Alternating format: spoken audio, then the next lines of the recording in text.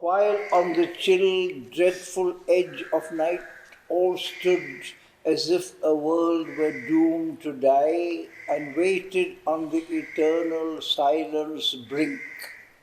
Heaven leaned towards them like a cloudy brow of menace through the dim and voiceless hush. As thoughts stand mute on a despairing verge, where the last depths plunge into nothingness and the last dreams must end, they paused in their front where glooms like shadowy wings. Behind them, pale, the lifeless evening was a dead man's gaze. Hungry beyond, the night desired her soul, but still in its low niche of temple strength, motionless, her flame-bright spirit, mute, erect, burned like a torch fire from a windowed room, pointing against the darkness' somber breast. The woman first affronted the abyss, daring to journey through the eternal night. Armored with light, she advanced her foot to plunge into the dread and hueless vacancy. Immortal, unappalled, her spirit faced the danger of the ruthless, eyeless wastes. Against night's inky ground they stirred, moulding mysterious motion on her human tread, a swimming action and a drifting march like figures moving before eyelids closed. All as in dreams when slipping, gliding on. The rock gate's heavy walls were left behind, as if through passages of receding time, present and past, into the timeless past. Arrested upon dim adventure's brink, the future ended, drowned in nothingness. Amid collapsing shapes, they wound obscure. The fading vestibules of a tenebrous world received them where they seemed to move and yet be still, nowhere advancing yet to pass, a dumb procession, a dim picture bounds, not conscious forms, treading a real scene. A mystery of terror's boundlessness, gathering its hungry strength, the huge, pitiless void surrounded slowly with its soundless depths, and monstrous, cavernous, a shapeless throat devoured her into its shadowy, strangling mass, the fierce spiritual agony of a dream. A curtain of impenetrable dread, the darkness hung around her cage of sense, as when the trees have turned to blotted shades and the last friendly glimmer fades away around a bullock in the forest tied by hunters, closes in no empty night. The thought that strives in the world was here unmade. Its effort it renounced to live and know, convinced at last that it had never been. It perished, all its dream of action done. This clotted cipher was its dark result. In the smothering stress of this stupendous note, mind could not think, breath could not breathe, the soul could not remember or feel itself. It seemed a hollow gulf of sterile emptiness, a zero oblivious of the sum it closed, an abnegation of the Maker's joy, save by no wide repose, no depth of peace. On all that claims here to be truth and God and conscious self and the revealing word and the creative rapture of the mind and love and knowledge and heart's delight, there felt the immense refusal of the eternal no. As disappears a golden lamp in gloom, borne into distance from the eye's desire, into the shadows vanished Savitri. There was no course, no path, no end or goal. Visionless she moved amid insensible gulfs, or drove through some great black unknowing waste, or whirled in a dumb eddy of meeting winds assembled by the tightened hands of chance. There was none with her in the dreadful vast. She saw no more the vague, tremendous God. Her eyes had lost their luminous Satyavan. Yet not for this her spirit failed, but held more deeply than the bounded senses can, which grasp externally and find to lose its object loved. So when on earth they lived, she had felt him straying through the glades, as seen in her, its clefts, her being's vistas, opening their secrets to his search and joy. Because to jealous sweetness in her heart, whatever happy space his cherished feet preferred, must be at once her soul embracing his body, passioning dumbly to his tread. But now a silent gulf between them came, and to abysmal loneliness she fell, even from herself cast out, from love remote. Long hours, since long it seems when sluggish time is measured by the throbs of the soul's pain, in an unreal darkness, empty and drear, she travelled, treading on the corpse of life, lost in a blindness of extinguished souls.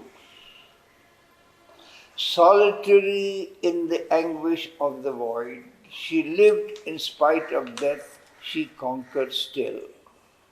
In vain her puissant being was oppressed, her heavy, long monotony of pain, tardily of its fierce self-torture tired.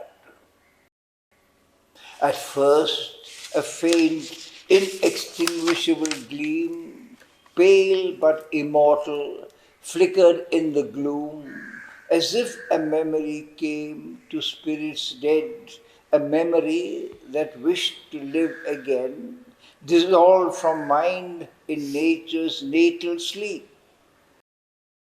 It wandered like a lost ray of the moon, revealing to the night her soul of dread. Serpentine in the gleam, the darkness lulled, its black hoods jeweled with the mystic glow. Its dull, sleek folds shrank back and coiled and slid, as though they felt all light a cruel pain and suffered from the pale approach of hope. Night felt a sail in her heavy, sombre reign. The splendor of some bright eternity threatened with this faint beam of wandering truth her empire of the everlasting north. Implacable in her intolerant strength and confident that she alone was true, she strove to stifle the frail, dangerous ray. Aware of an all-negating immensity, she reared her giant head of nothingness, her mouth of darkness swallowing all that is. She saw in herself the tenebrous absolute. But still the light prevailed, and still it grew, and Savitri to her lost self awoke. Her limbs refused the cold embrace of death. Her heartbeats triumphed in the grasp of pain. Her soul persisted, claiming for its joy the soul of the beloved, now seen no more. Before her, in the stillness of the world, once more she heard the treading of a god. And out of the dumb darkness, Satyavan, her husband, grew into a luminous shade. Then a sound pealed through that dead, monstrous realm, vast like a surge in a tired swimmer's ears, clamoring a fatal iron-hearted roar, death's mission to the night, his lethal call. This is my silent, dark immensity. This is the home of everlasting night.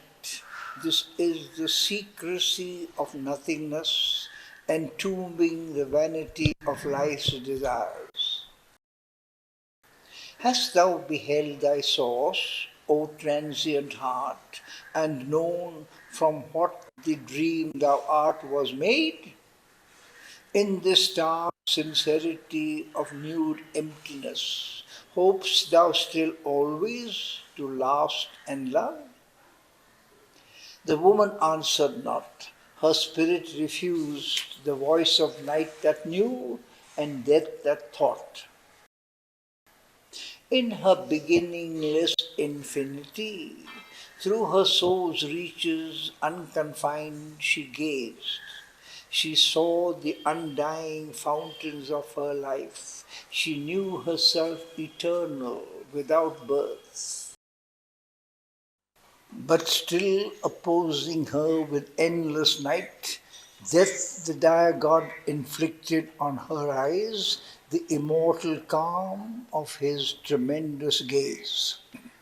Although thou hast survived the unborn void, which never shall forgive while time endures, the primal violence that fashioned thought, forcing the immobile vast to suffer and live, this sorrowful victory only hast thou won, to live for a little without Satyavan. What shall the ancient goddess give to thee who helps thy heartbeats?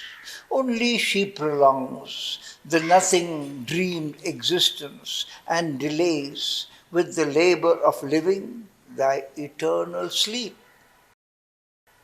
A fragile miracle of thinking clay, armed with illusions, walks the child of time. To fill the void around, he feels and dreads the void he came from and to which he goes. He magnifies his self and names it God. He calls the heaven to help his suffering hopes. He sees above him with a longing heart bare spaces more unconscious than himself that have not even his privilege of mind, and empty of all but their unreal blue, and peoples them with bright and merciful powers. For the sea roars around him and earth quakes beneath his steps, and fire is at his doors, and death prowls baying through the woods of life. Moved by the presences with which he yearns, he offers in implacable shrines his soul and clothes all with the beauty of his dreams. The gods who watch the earth with sleepless eyes and guide its giant stumblings through the void have given to man the burden of his mind. In his unwilling heart they have lit their fires and sown in it incurable unrest. His mind is a hunter upon tracks unknown, amusing time with vain discovery. He deepens with thought the mystery of his fate and turns to song his laughter and his tears. His mortality vexing with the immortal dreams, troubling his transience with the infinite's breath, they gave him hungers which no food can fill. He is the cattle of the shepherd gods, his body the tether with which he is tied. They cast for fodder grief and hope and joy. His pasture ground they have fenced with ignorance. Into his fragile, undefended breast they have breathed a courage that is met by death. They have given a wisdom that is mocked by night. They have traced a journey that foresees no goal. Aimless man toils in an uncertain world, lulled by inconstant pauses of his pain, scourged like a beast with the infinite's desire, bound to the chariot of the dreadful gods. But if thou canst hope and still wouldst love, return to thy body shell, thy tie to earth, and with thy heart's little remnants try to live. Hope not to win back to thee Satyavan. Yet since thy strength deserves no trivial crown, gifts I can give to soothe thy wounded life. The pacts which transient beings make with fate, and the wayside sweetness earthbound's heart would pluck, these, if thy will accepts, make freely thine. Choose a life's hope for thy deceiving prize. As ceased the ruthless and tremendous voice, unendingly there rose in Savitri, like moonlit ridges on a shuddering flood, a stir of thoughts out of some silence born across the sea of her dumb, fathomless heart. At last she spoke. Her voice was heard by night. I bow not to thee, O huge mask of death, black lie of night, to the cowed soul of man, unreal, inescapable end of things, thou grim jest played with the immortal spirit. Conscious of immortality I walk, a victor spirit, conscious of my force, not as a suppliant to thy gates I came. Unslain, I have survived the clutch of night. My first strong grief moves not my seated mind. My unwept tears have turned to pearls of strength. I have transformed my ill-shaped brittle clay into the hardness of a statued soul. Now in the wrestling of the splendid gods, my spirit shall be obstinate and strong against the vast refusal of the world. I stoop not with the subject mob of minds who run to glean with eager, satisfied hands and pick from its mire, mid many trampling feet, its scornful small concessions to the weak. Mine is the labor of the battling gods, imposing on the slow, reluctant years the flaming will that reigns beyond the stars.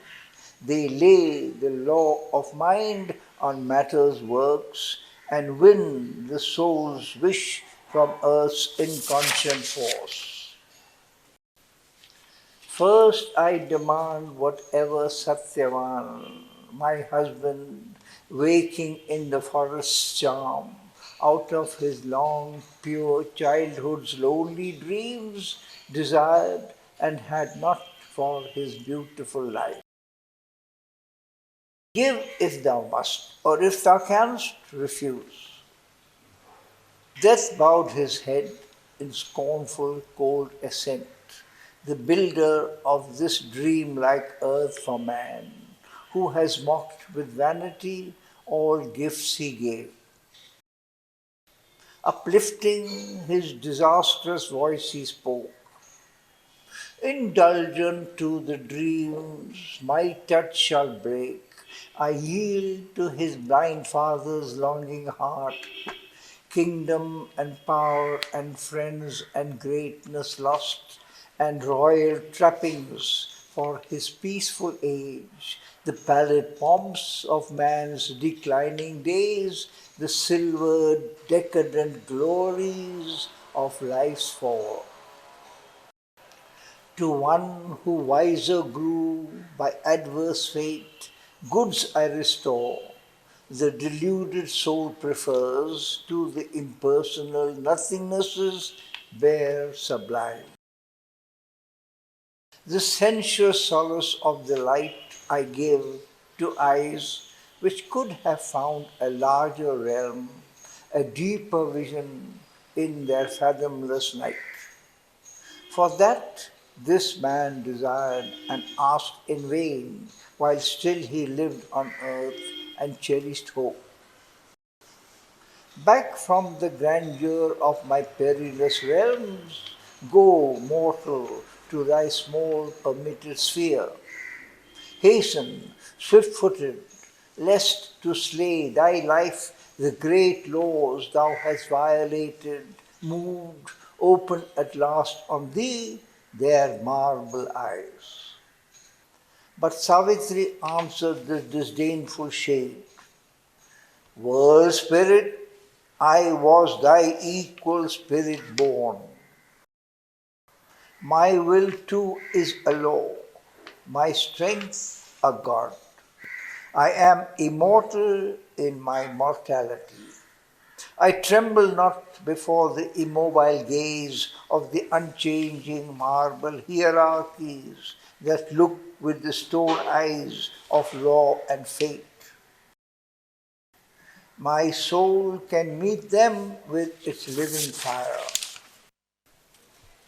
Out of thy shadow give me back again into earth's flowering spaces, Satyavan, in the sweet transient sea of human limbs, to do with him my spirit's burning will. I will bear with him the ancient mother's load. I will follow with him earth's path that leads to God. Else shall the eternal spaces open to me, while round us strange horizons far recede, travelling together the immense unknown. For I, who have trod with him the tracks of time, can meet behind his steps whatever night or unimaginable stupendous dawn breaks on our spirits in the untrod beyond. Wherever thou leadst his soul, I shall pursue. But to her claims opposed, implacable, insisting on the immutable decree, insisting on the immitigable law and the insignificance of created things, Out of the rolling wastes of night there came, born from the enigma of the unknowable depths, a voice of majesty and appalling scorn. As when the storm-head Titan striding sea throws on a swimmer its tremendous laugh, remembering all the joy its waves have drowned. So from the darkness of the sovereign night, against the woman's boundless heart arose the almighty cry of universal death. Hast thou God wings or feet that tread my stars? Frail creature, with the courage that aspires, forgetting thy bounds of thought, thy mortal role? Their orbs were coiled before thy soul was formed. I, death, created them out of my void. All things I have built in them, and I destroy. I made the worlds my net, each joy a mesh, a hunger amorous of its suffering prey, life that devours my image see in things.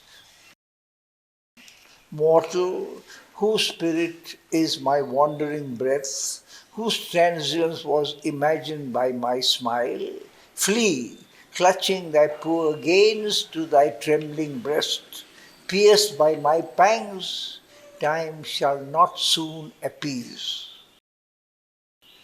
Blind slave of my deaf force, whom I compel to sin that I may punish, to desire that I may scourge thee with despair and grief, and thou come bleeding to me at the last, thy nothingness recognized, my greatness known. Turn nor attempt forbidden happy fields meant for the souls that can obey my law, lest in their sombre shrines thy tread awake from their uneasy, iron-hearted sleep, the Furies who avenge fulfilled desire. Dread lest in skies where passion hoped to live, the unknown's lightning start, and terrified, lone, sobbing, hunted by the hounds of heaven, a wounded and forsaken soul, thou flee through the long torture of the centuries, nor many lives exhaust the tireless wrath. Hell cannot slake, nor heaven's mercy assuage. I will take from thee the blank eternal grip, clasping in thy heart thy fate's exiguous dole. Depart in peace, if peace for man is just. But Savitri answered, meeting scorn with scorn, the mortal woman to the dreadful Lord. Who is this God imagined by thy night, contemptuously creating worlds disdained, who made for vanity the brilliant stars? Not he who has reared his temple in my thoughts and made his sacred floor my human heart. My God is will and triumphs in his paths. My God is love and sweetly suffers all. To him I have offered hope for sacrifice and gave my longings as a sacrament.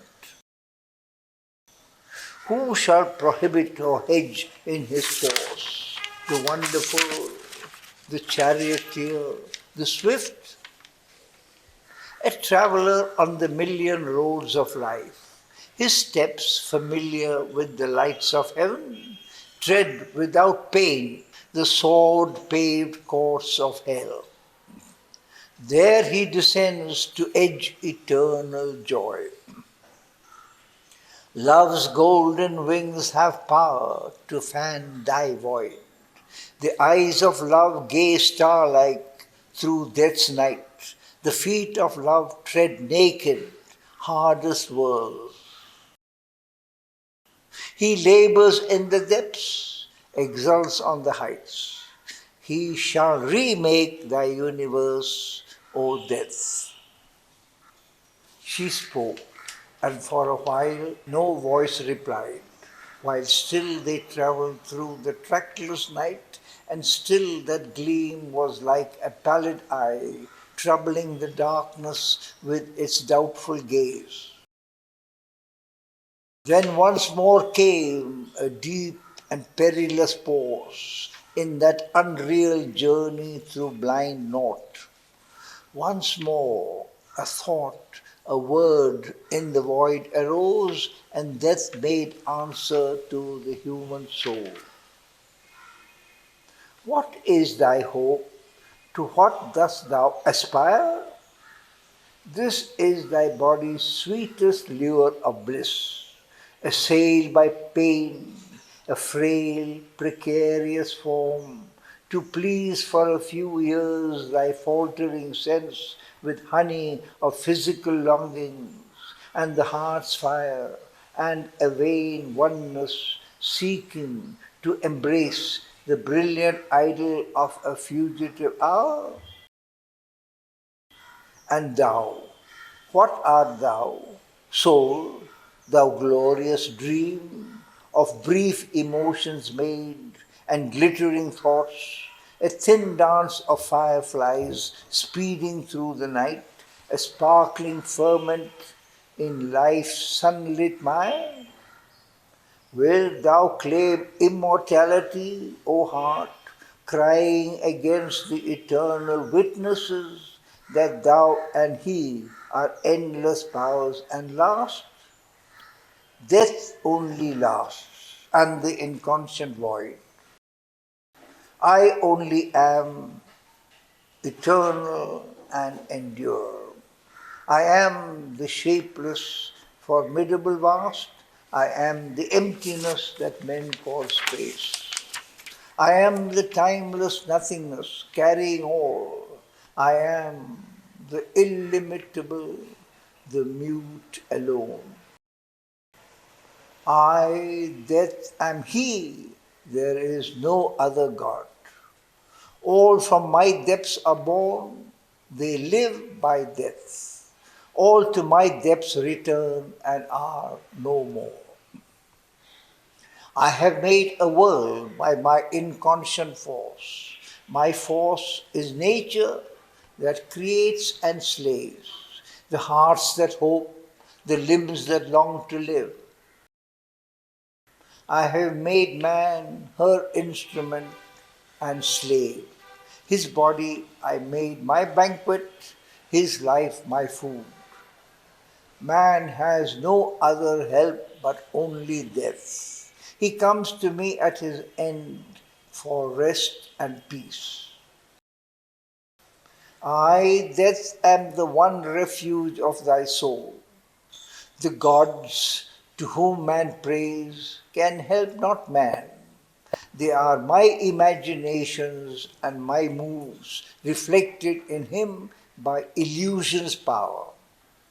That which thou seest as thy immortal self is a shadowy icon of my infinite.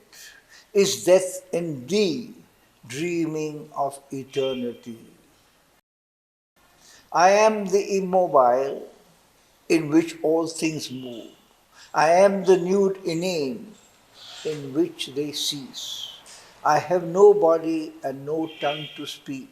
I commune not with human eye and ear. Only thy thought gave a figure to my void.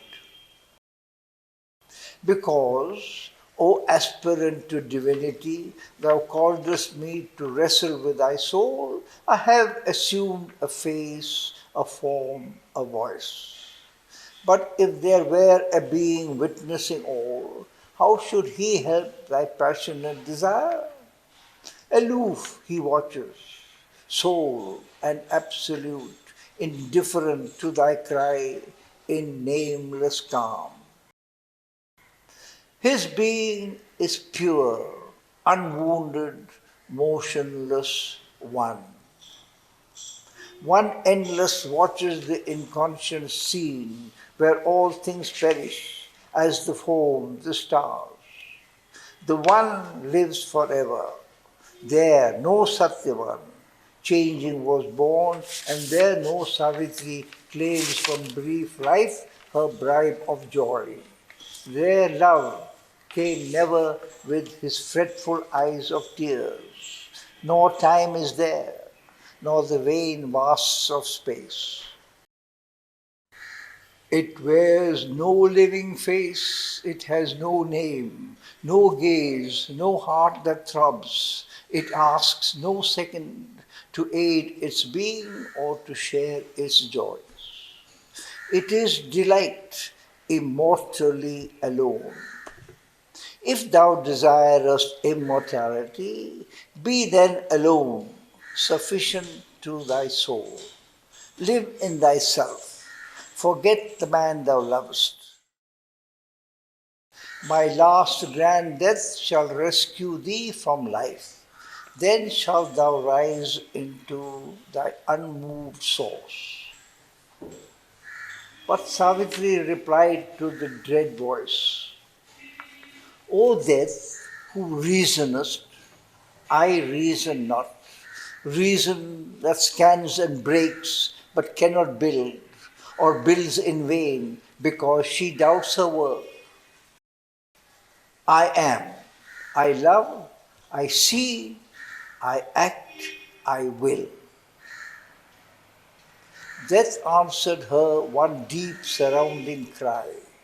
Know also, knowing thou shalt cease to love and cease to will, delivered from thy heart. So shalt thou rest forever and be still, consenting to the impermanence of things. But Savitri replied for man to death, when I have loved forever, I shall know. Love in me knows the truth, all changing's mask. I know that knowledge is a vast embrace. I know that every being is myself. In every heart is hidden the myriad one. I know the calm transcendent bears the world, the veiled inhabitant, the silent Lord. I feel his secret act, his intimate fire. I hear the murmur of the cosmic voice. I know my coming was away from God, for all his sons were conscient in my birth, and one who loves in us came veiled by death. Then was man born among the monstrous stars, dowered with a mind and heart to conquer thee. In the eternity of his ruthless will, sure of his empire and his armored might, like one disdaining violent, helpless words from victim lips, death answered not again. He stood in silence and in darkness wrapped, a figure motionless, a shadow vague, girt with the terrors of his secret sword. Half seen in clouds appeared a somber face. Night's dusk tiara was his matted hair, the ashes of the pyre his forehead sign. Once more a wanderer in the unending night, blindly forbidden by dead vacant eyes, she travelled through the dumb unhoping vasts. Around her rolled the shuddering waste of gloom, its swallowing emptiness and joyless death, resentful of her thought and life and love.